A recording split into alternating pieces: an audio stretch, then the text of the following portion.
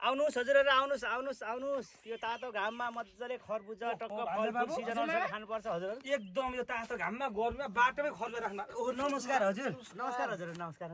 हजुरहरु के सेवा गरौँ के सेवा गर्नु भने हजुरको मान्छे बाबु यत्रो पसल देखा त आजै हामीले हेर्नु न 4 कोसा खिएर 4 दाना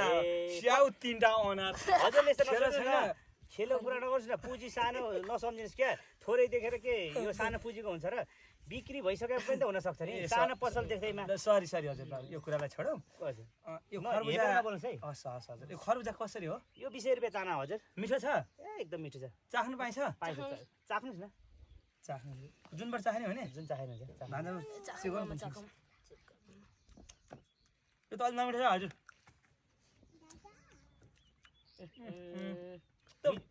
नेपाली प्रोडक्ट्स हो त मिठो हुनुपर्ने त मिठो थियो नि तपाईँ यस्तो पानी जस्तो खरेर नबस्नु न है सबै नबिगार भाषण चाहिँ खुब गर्ने नि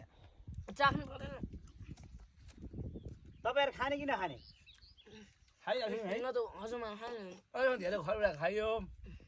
यो के नेपालको होइन क्या कहाँको चाहियो तपाईँलाई यो पनि उस्तै छ मिठो अलिकति लाज छैन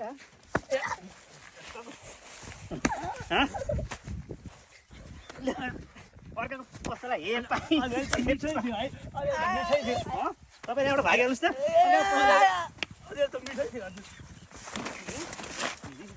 पसललाई हेर्ने